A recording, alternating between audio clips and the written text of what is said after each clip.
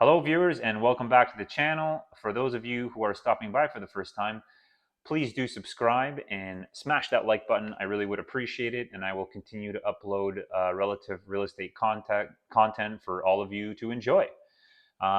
We are going to take a look at what's going on in the market. We're going to rewind a little bit back to March 2023, compare it to February 2023, as well as a year-over-year basis, and kind of see where the numbers are at.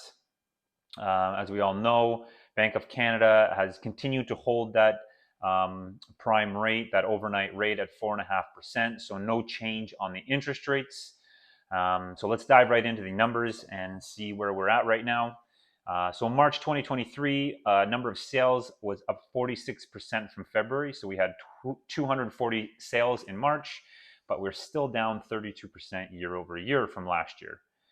New listings up as well from February to March. We had 332 new listings in March, up 35% from February, but still down 41% on a year-over-year basis. Inventory remained relatively the same. We had 300 listings in February, 296 in March, so not much of a change there. But on a year-over-year basis, it is up 24%. And finally, average price. Right now, or in March, the average price for a home in Burlington was $1,051,488,000, which was relatively the same in February. It was just a little bit more at $1,064,513,000, but on a year-over-year basis, we are still down about 20%. Although March was not very long ago, sitting here right now, April 24th, a lot has been changing in the real estate market, particularly here in Burlington.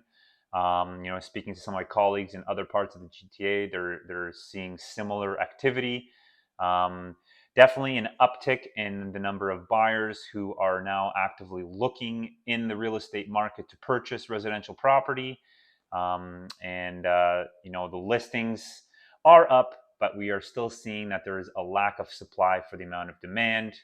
Properties are actually selling fairly quickly, many of them in multiple offers and even some going over asking price. So we're seeing that, the effects of Bank of Canada not changing the interest rate, neither down or up, has given a sense of confidence to buyers that, this may be the time to go get out there and, at least offer on properties, hold in that rate for, 3 to 4 months with the financial institution. And, the next move the Bank of Canada will do, obviously we don't know, could go up, likely won't go down. So, this typically is a busy time of the year in the spring market. So, we often do see, again, in the lion's share of sales happen at this time of the year. So back in the end of 2022, Royal LePage forecasted that the national aggregate home price would increase maybe 1, max 2% over the 2023 calendar year.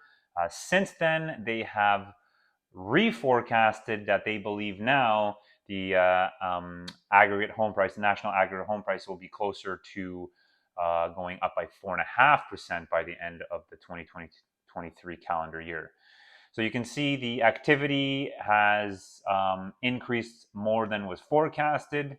Obviously, interest rates had a lot to do with why people were sitting on the sidelines. And now that we have two interest rate holds, consecutive interest rate holds, clearly the consumers are reacting to this news. So there you have it, a quick report on what's going on in the market here locally in Burlington and across the GTA. Increase in sales. Prices are starting to kind of drive up from, what we're going to call the bottom of the market in December, early January. In Burlington here, we've rebounded almost 7.5% in the average selling price since that bottom of the market. So we're seeing an increased amount of activity. Buyers are out, so interest rates are kind of on hold. So it could be a great time to get out there and find property. Obviously, for sellers, this is good news as property prices continue to hold strong. Obviously, we're still down from the peaks of last year, but again, the rising demand for houses is starting to increase as we roll around in that spring market. Thanks again for joining, either returning or for the first time. I really do appreciate it. And I hope you enjoyed this content, and I will see you on the next video.